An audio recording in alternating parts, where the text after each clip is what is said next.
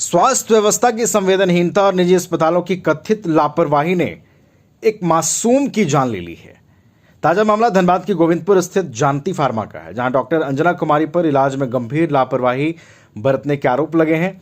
इस घटना के बाद अस्पताल परिसर में परिजनों और ग्रामीणों ने जमकर विरोध प्रदर्शन किया। जानकारी के अनुसार कालू बथान की रहने वाली सोनाली दास को 24 अप्रैल 2026 को प्रसव के लिए जानती फार्मा में भर्ती कराया गया था। प्रसव के बाद नवजात शिशु की तबीयत अचानक बिगड़ने लगी। परिजनों का आरोप है कि डॉक्टर ने स्थिति की गंभीरता को भांपने में देरी की और समय रहते उचित उपचार मुहैया नहीं कराया।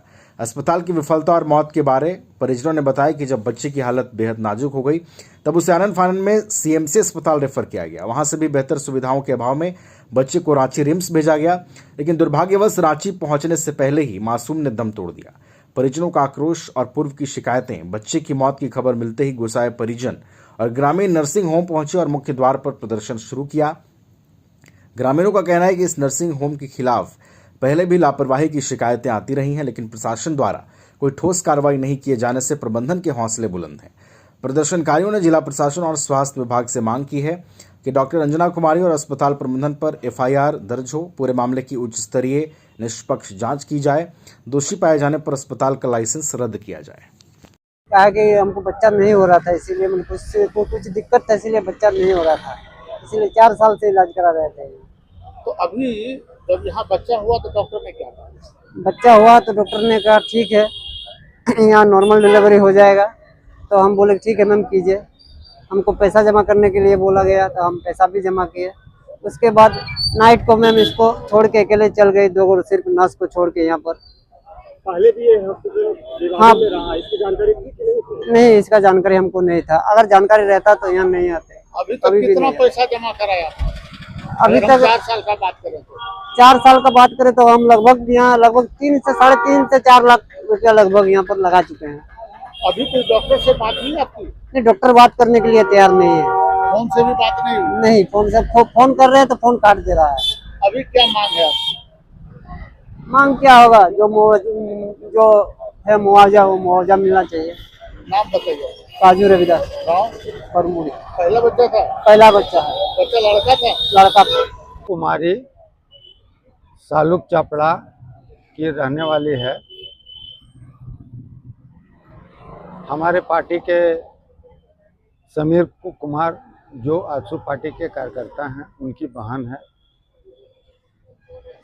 23 तारीख को उनको यहाँ भर्ती किया गया।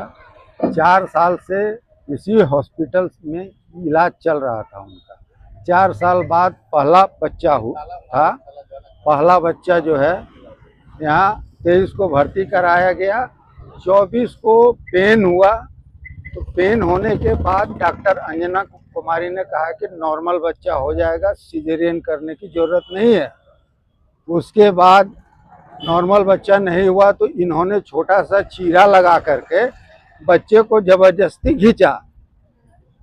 बच्चे के फादर को कहा कि मशीन लगा के बच्चे को खींचना होगा।